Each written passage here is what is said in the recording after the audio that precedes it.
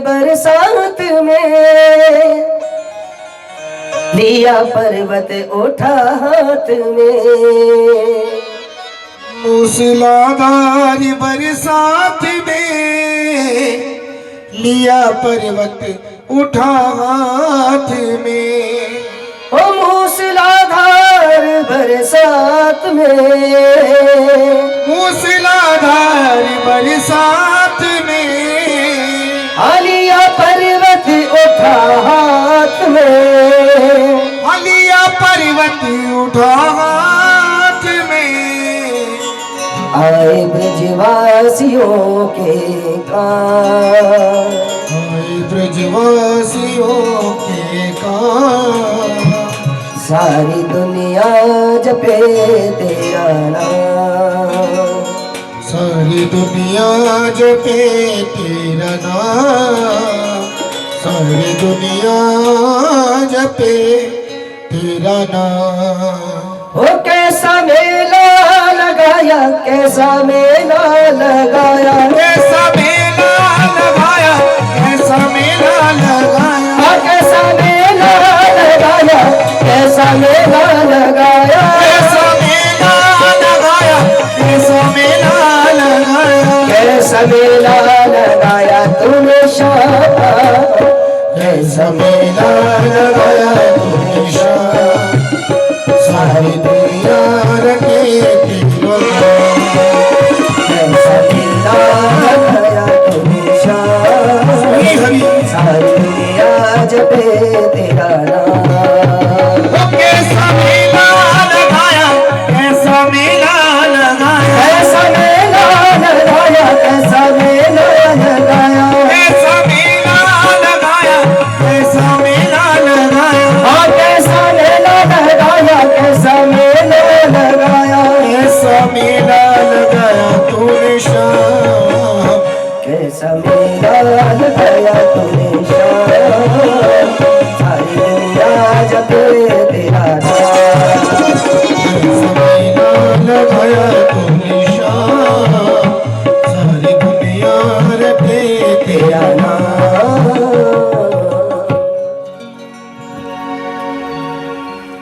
इस प्रकार भगवान के वंश विस्तार के बारे में श्री सुखदेव जी परीक्षित जी को बताते हैं। अब भगवान की अनन्य लीलाओं में एक लीला का दर्शन श्री सुखदेव जी करा रहे हैं। भगवान एक दिन रुक्मणी जी से विनोद करते हैं। विनोद क्या किया? रुक्मणी जी से बोले कि खाक रुक्मणी, क्या फायदा ऐसे जीवन का। मतलब ये कि तुम शिशुपाल से विवाह कर लेती तो ही अच्छा था, कहां मेरे साथ अपना जीवन खराब कर लिया। क्यों? क्योंकि भगवान ने आज तक रुक्मणी जी के चेहरे पर क्रोध का अंश भी नहीं देखा। कभी कभार तो हमें लगता है कि अच्छा है कि घर में अर्धांगिनी क्रोध करती रहती है। अगर पत्नी क्रोध ना करे सो भी पति परेशान हो जाता है। ये गुस्सा ही नहीं आता इसको। हाँ? अगर घर में वैष्णो देवी अगर काली माता का रूप ना रखे तो भी पति को चैन नहीं है। बलवान के बिहारी लाल की, इसलिए कभी कभार आपने जो है खड़े खप्पर भी लेना पड़ता है, क्रोधित हो जाना पड़ता है। लेकिन धन्य है रुक्मणी जी, रुक्मणी जी क्रोधित नहीं होती और भगवान परेशान। कभी कभार तो क्रोध होना चाहिए ना। हमेशा ही आप मीठा ही मीठा खाते रहो तो फिर शुगर हो जाती है। फिर 12 बजे से पहले नमक जरूर खाना पड़ता है। हाँ?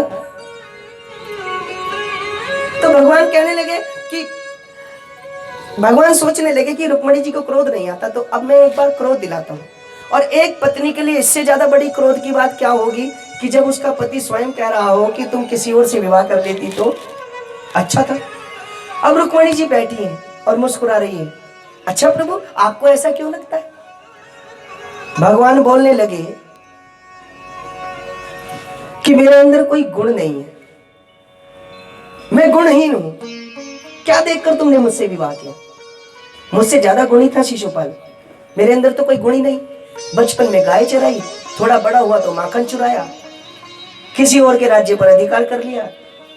तो कोई गुण हो ना, मैं कोई इतना ज्यादा अनुभवी व्यक्ति हूं। रुक्मिणी जी चुपचाप बैठी और भगवान देख रहे क्रोध आया कि नहीं। भगवान कहने लगे रुक्मिणी देखो, अगर तुम सोचती हो कि मैं बहुत बड़ा योद्धा हूं तो मैं बहुत बड़ा भगोड़ा हूं। मैं जरासंध के युद्ध में मथुरा छोड़कर भाग आया, रण छोड़ मेरा नाम है। विवाह करती तो किसी योद्धा से करती। अब रुक्मिणी जी अब भी चुपचाप बैठी है। भगवान कहने लगे रुक्मिणी अगर तुम ये सोचती हो कि तुमने एक राजा से विवाह किया तो मैं तुम्हें सच बताऊं, मेरे तो ना रहने का पता है ना खाने का पता है। जन्म लिया मथुरा में, वहां से भाग गया और पहुंचा गोकुल में। गोकुल में भी नहीं रह पाया तो मैं वृंदावन पहुंच गया। वृंदावन में भी नहीं रह पाया, फिर वापस भागकर मथुरा आया और फिर मथुरा में भी नहीं रह पाया, फिर द्वारिका में आ गया। तो मेरा कोई स्थान नहीं है, मैं स्थान रहित हूं, कोई रहने की जगह निश्चित नहीं है। अगर घर में कोई पुरुष किसी एक जगह घर बना ले और घर में अर्धांगिनी के सामने उस घर को बेचने का जिक्र भी कर दे तो घर में झगड़ा हो जाता है। होता है कि नहीं बहन जी? एक बार के लिए मन दुखता है ना, इतनी मेहनत से घर बनाया और मेरा तो कोई स्थान ही नहीं है, आज का यहाँ है कल का कोई पता नहीं है। रुक्मिणी जी चुपचाप बैठी। अब भगवान ने कहा कि अगर तुम सोचती हो कि मैं बहुत ऊंचे खानदान का हूं तो मुझे तो यही नहीं पता कि मैं सचमुच में किसका हूं। कोई मुझे यशोदा नंदन कहता है, कोई मुझे देवकी नंदन कहता है, मेरे तो माता पिता का भी नहीं पता। और जब तुम्हारे यहाँ विवाह में मैं गया था तो सखियों ने मुझे गाली में कहा भी है, हाँ दो दो मैया दो दो बापन को ये कहायो है। बचपन में याने लूट लूट दधी माखन खायो है। ओ मेरी गोरी रुक्मणी रे ब्याहने कारो आयो है। तो रुक्मिणी जी ने कहा महाराज मैं आपकी सारी बातों से सहमत हूं, लेकिन फिर भी मैं आपसे ही विवाह कर रही हूं, आपसे ही विवाह करना चाहिए था मुझे। और ये बात भगवान तब बोल रहे हैं जब उनके यहाँ 10 पुत्र और एक पुत्री ने जन्म ले लिया। अगर अपने घर में अक्सर हम ये बात कहा करते हैं कि कोई पुरुष भाई घर में इस बात को बिल्कुल भी जिक्र मत करना कभी, वरना वहां तो कुछ नहीं हुआ, वहां क्या क्या होगा वो हम भी नहीं जानते। वो आप देखते ना जब कार्यक्रम में दिखाते हैं, कभी कभार बहुत बड़े बड़े स्टंट दिखाते हैं तो नीचे नोटिफिकेशन आता है ये स्टंट आप घर में प्रयोग ना करें। तो मैं आपसे निवेदन कर रहा था कि श्री कृष्ण ने कहा रुक्मिणी अगर तुम सोचती हो कि मेरा भजन लोग करते हैं तो मेरा भजन तो केवल गरीब लोग करते हैं, अमीर लोगों के पास तो मेरा नाम लेने की फुर्सत नहीं है। अब तुम बताओ कि मैं तुम्हारे योग्य किस तरीके से हूं। रुक्मिणी जी कहती है महाराज आप कहते हो आप गुणहीन हैं, सचमुच आप गुणहीन हैं। मैं आपसे कह रहा था ना कि एक परमाणु का माइक्रो परमाणु होता है और उसमें भगवान न्यूट्रॉन के रूप में बैठे हैं, बिल्कुल न्यूटन। सचमुच ना भगवान रजोगुण रखते हैं, ना तमोगुण रखते हैं, ना किसी पर क्रोध होते हैं, ना किसी से प्रसन्न होते हैं। भगवान को अगर प्रसन्न करना हो तो भगवान के भक्त को प्रसन्न करना होता है। तो सचमुच आप त्रिगुणा रहित हैं, त्रिगुणातीत हैं, तीनों प्रकार के गुणों से रहित हैं। आप जगत के स्वामी हैं, जगदाधार हैं। मैं आपसे निवेदन करूं अगर इस पत्थर में क्रोध का गुण होता तो आप सोचो क्या घर एक स्थान पर खड़ा रह पाता? हाँ, जब कभी मन करता और आपने उसके ऊपर पेंट नहीं करवाया तो वो आपसे क्रोधित हो जाता कि नहीं? और फिर कहता भैया जब तुम अपनी तो लीपा पोती का पूरा ध्यान रखते हो, नए नए कपड़े लाते हो, चलो भाई हम नहीं रहेंगे आपके यहाँ, और ईंटें निकल निकल कर खुद भागने लगती तो आप इस घर की प्रशंसा किसी के सामने नहीं कर पाते। तो ये घर महान इसलिए है क्योंकि इसके अंदर कोई गुण नहीं है, ये तीनों गुणों से रहित है। उसी प्रकार भगवान इसलिए महान है क्योंकि ना भगवान किसी से बैर करते ना किसी से प्रेम करते। अब मान लो ऐसा भी तो हो सकता था कि हमारे घर की ईंटों को हमारे किसी मेहमान से प्रेम हो जाता तो वो तो उसके साथ ही चल पड़ती। आज हमने छत डाली और उन्हें किसी मेहमान से प्रेम हो गया, वो बोली भैया हमें तो इनसे प्रेम, हम जा रही, तुम रहो बिना छत के। तो रुक्मणी जी ने कहा इसलिए आपसे विवाह करना मेरा उचित है।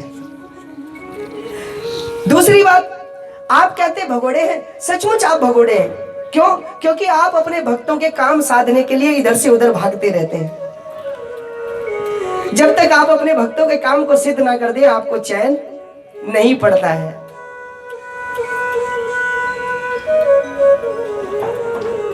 श्री नरसिंह जी भगवान का भजन किया करते थे और संतों को जमात जिवाया करते थे और वो भगवान को गीत सुनाया करते थे। ऐसा संत कहते हैं कि उनको राग केदार बहुत सिद्ध थी और वो भगवान के चरणों में जब कभी राग केदार गाया करते थे तो भगवान प्रकट हो जाते थे। अब संतों को जिमाते जिमाते जिमाते जिमाते उनका सारा धन खत्म हो गया। अब तो सामान उधारी आने लगा और एक बार तो स्थिति इतनी खराब हो गई कि उनके पास खाने को दाना नहीं है, पीने को पानी नहीं है और संत आकर बैठ गए। संतों को भोजन कराना है, बिना संत सेवा के भजन नहीं। तो अब वो जब दुकान पर गए तो दुकानदार ने कहा भैया नरसिंह तुम्हारा कर्ज इतना अधिक हो गया है कि मैं तुमको उधार नहीं दे सकता। नरसिंह जी ने बोला सेठ जी इस बार उधार दे दीजिए, अगली बार से मैं उधार चुका कर ही सब कुछ लूंगा। सेठ जी ने बोला नहीं नहीं मैं तुम्हें उधार नहीं दे सकता। तो फिर हाँ मैंने सुना है कि तुम राग केदार गाते हो और उस केदार के गाने से भगवान प्रकट हो जाते हैं। संत भी, सेठ जी भी कोई साधारण व्यक्ति नहीं थे, वो जानते हैं कि भक्त के चरण पकड़कर मैं भगवान की सेवा प्राप्त कर सकता हूँ। उन्होंने कहा कि तुम अपनी राग मेरे पास उधार रख दो, मैं जानता हूं कि तुम भगवान के भक्त हो, भगवान के नाम से धोखा नहीं करोगे। हुआ क्या कि श्री नरसिंह जी ने भगवान के चरणों में ध्यान किया और सेठ जी के पास राग केदार उधार गिरवी रख दी और संतों की सेवा की, संतों को भोजन प्रसाद किया। हुआ क्या, संत सभी लोग प्रेम से भोजन करके चले गए और आज नरसिंह जी बैठे हैं और रोए जा रहे हैं। अब भगवान अदृश्य रूप में प्रकट हुए। अब भगवान कहने लगे भैया नरसिंह मेरा बड़ा मन कर रहा है तुझसे मिलने का, एक बार गीत सुना ना, मेरा मन कर रहा है नाचने का, मेरा मन कर रहा है तुझे दर्शन देने का। नरसिंह जी ने बोला महाराज क्षमा करना, ये भक्त के सम्मान की बात है, मैं राग नहीं गा सकता, मैंने राग उधार दी है। भगवान बोले यहां कौन देखता है, गा लो क्या पता चलता है। अरे बोले महाराज अगर मैंने गा दिया ये आपका अपमान है। क्यों? दीन दयाल सुने जब ते तब ते मन में कछु ऐसी बसी है और तेरू कहां और जाऊं कहां बस तेरे ही नाम की फेंट कसी है।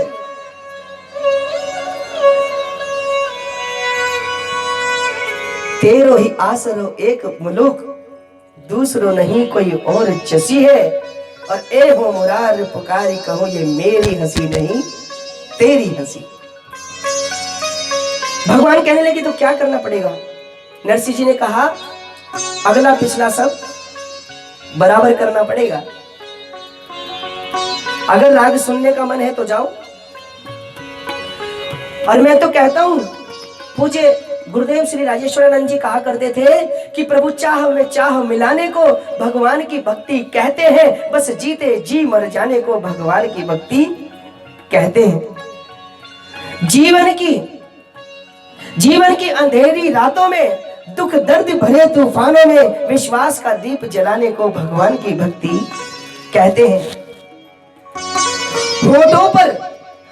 होठों पर मधु मुस्कान रहे और आंखों से बरसते आंसू हो, एक संग में रोने गाने को भगवान की भक्ति कहते हैं। भगवान गए नरसिंह जी का रूप रखकर और सारा अगला पिछला उधार चुका करके एक पर्चे पर लिखवा करके आ गए कि ये राग केदार अब मुक्त हो गई।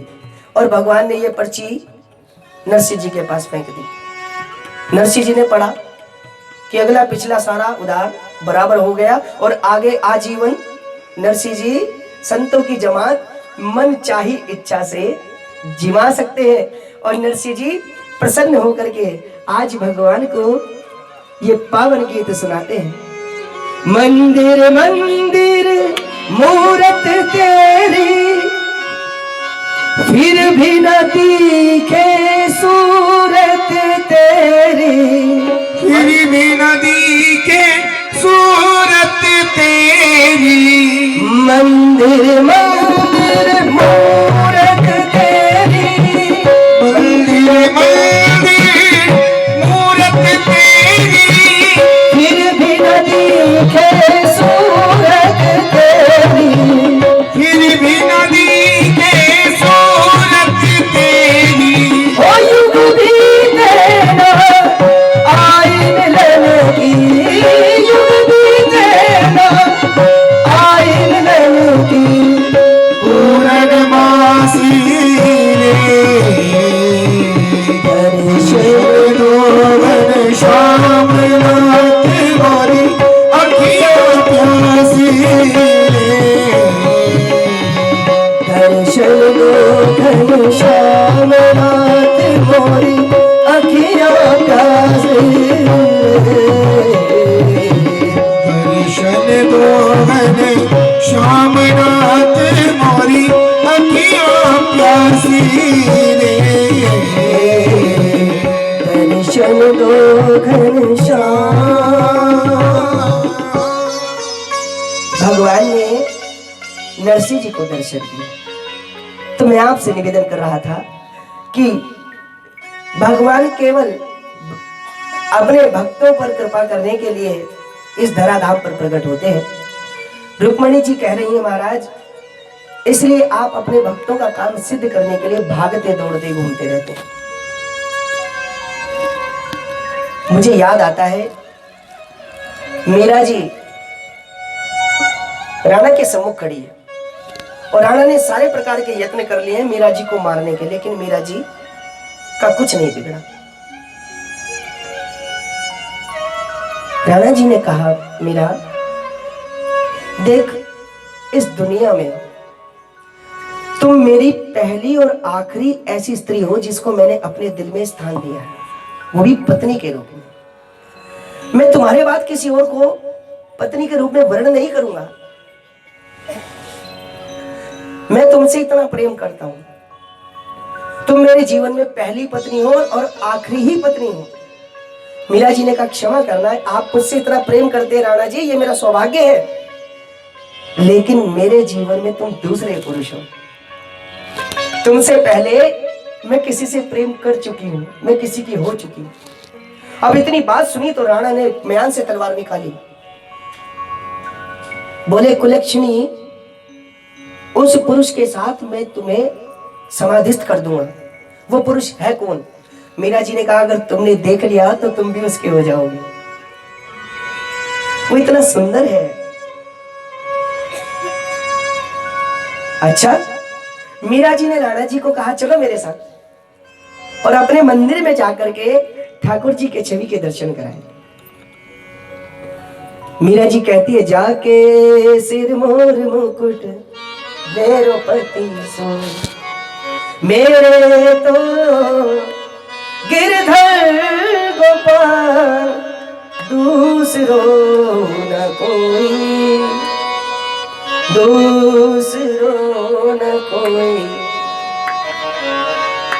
तो अपने भक्तों का कार्य सिद्ध करने के लिए भगवान दौड़ते रहते हैं। रुक्मणी जी ने कहा, प्रभु आप कहते हैं कि आपका भजन गरीब लोग करते हैं, तो मैं तो कहती हूं कि अमीर ही वही है,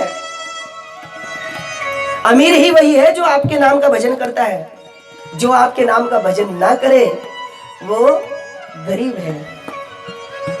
तुलसी या संसार में धनवंता नहीं कोई, और धनवंता सोई जाने जापे राम नाम धन हो।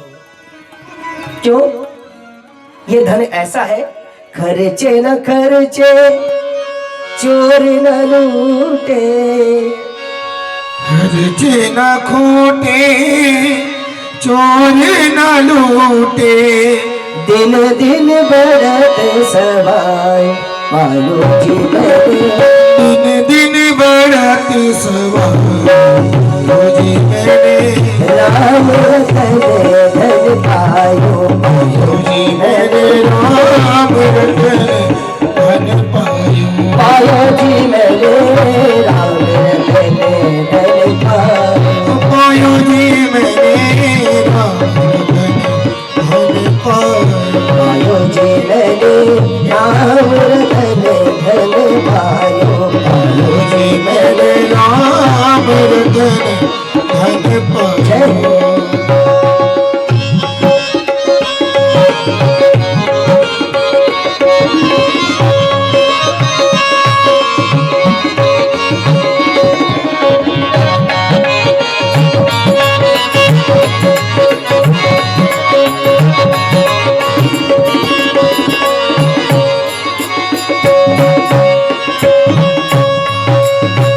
वस्तु अमोलक दिन मेरे सतगुरु वस्तु अमोलिक की मेरे सतगुरु वस्तु अमोलक दिन मेरे सतगुरु वस्तु अमोलिक की मेरे सतगुरु कर कर पार अपना पायो जी मैंने कृपा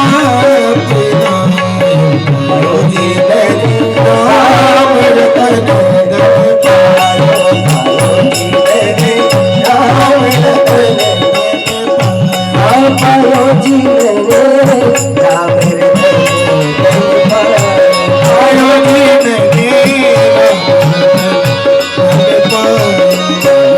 मैंने राम रतन पायो जी मैंने राम रतन धन पायो भगवान नाम का भजन भगवान की कृपा जिसके साथ हो वो व्यक्ति सर्वगुण संपन्न होता है। ये गीत अक्सर मुझे पसंद आता है और मुझे ही क्या भगवान के भक्तों को अक्सर पसंद आता है। अवगुण मोह से बिसरत नाही आइए गुणों से बिसरत नहीं पल दिन खरी खरी पल दिन खरी खरी तुम मोरी राखो लाज। ये भगवान के चरणों में बड़ी सुंदर प्रार्थना है, सूरदास जी ने बहुत भाव से की है। आओ 2 मिनट के लिए आप मेरे साथ ये प्रार्थना करें, फिर हम सुदामा प्रसंग की ओर बढ़ते हैं। तुम मोरी राखो लाज हरे मोरी राखो लाज हरी तुम मोरी राखो लाज हरे तुम मोरी राखो लाज हरी तुम मोरी राखो लाज हरे मोरी राखो लाज हरी तुम मोरी राखो लाज हरे मोरी राखो लाज हरी अवगुण मोह से बिसरत नाही अवगुण मोह से बिसरत नाही अवगुण मोह से बिसरत नाही अवगुण मोह से बिसरत नाही पल पल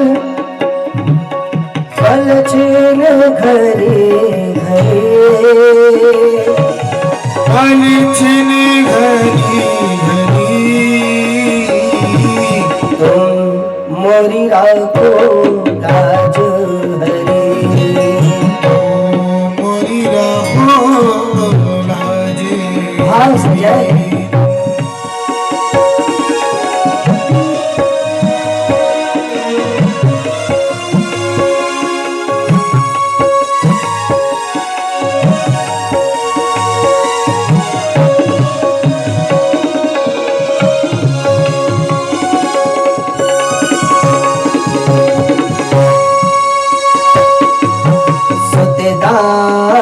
धन मोह लिए हो, सुतदारा धन मोह लिए हो, सुतदारा धन मोह लिए हो, सुतदारा धन मोह लिए हो, करनी कछु न करी, करनी कछु न करी, तुम मोरिया को लाज हरी, तुम मोरिया को लाज हरी, तुम मोरिया को लाज हरी, तुम मोरिया को लाज हरी, तुम मोरिया को लाज हरी, तुम मोरिया को लाज हरी, तुम मोरिया को लाज हरी, तुम मोरिया को लाज हरी, तुम मोरिया को लाज हरी।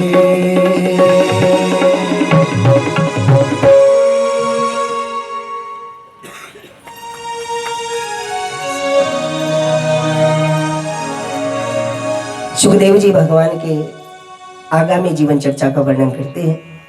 भगवान एक बहुत अच्छा कार्य हम लोगों को दैनिक संदेश देते हैं कि भगवान प्रातःकाल उठ जाते हैं। ब्राह्मे मुहूर्त उत्थाय वार्यो अस्पृश्य माधव,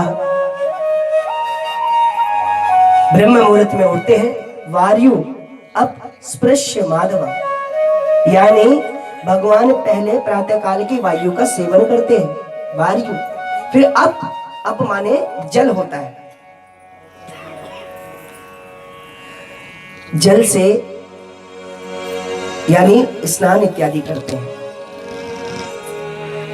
यानी कि आजकल जो मॉर्निंग वॉक हम सभी लोग करते हैं, ये पुरातन काल से भगवान ने भी हमको संदेशित किया।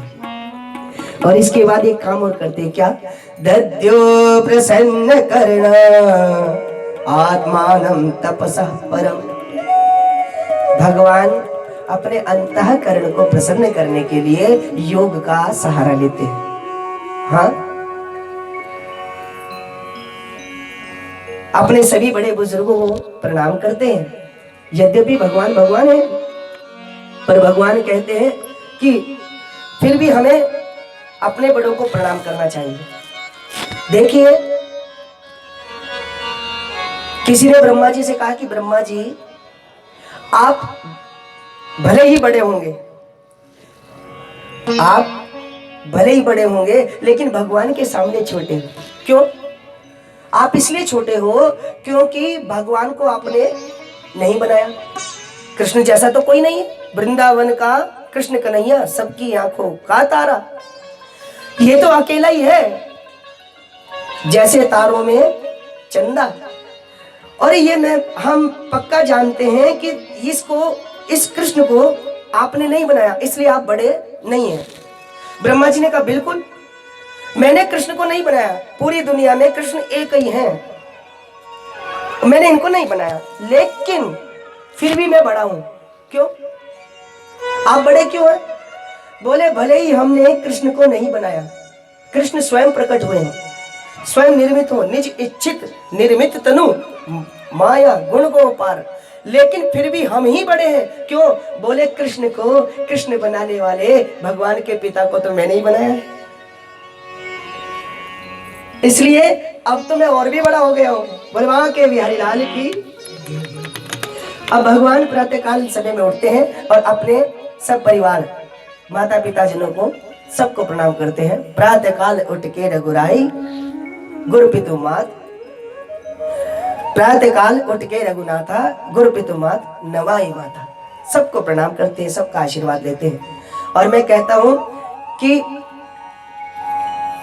अभिवादनशीलस्य नित्य वृद्धोपि तेजना।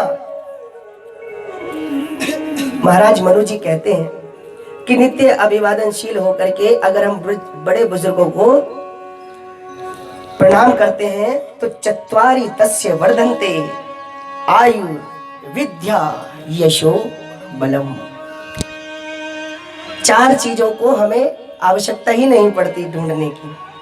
हमारी आयु की वृद्धि होती है, हाँ, हमारी कीर्ति फैलती है, हमारी बुद्धि का विकास होता है। क्योंकि जब बड़े बुजुर्गों में बैठते हैं तो बड़े बुजुर्ग अपने एक्सपीरियंस को हमसे शेयर करते हैं।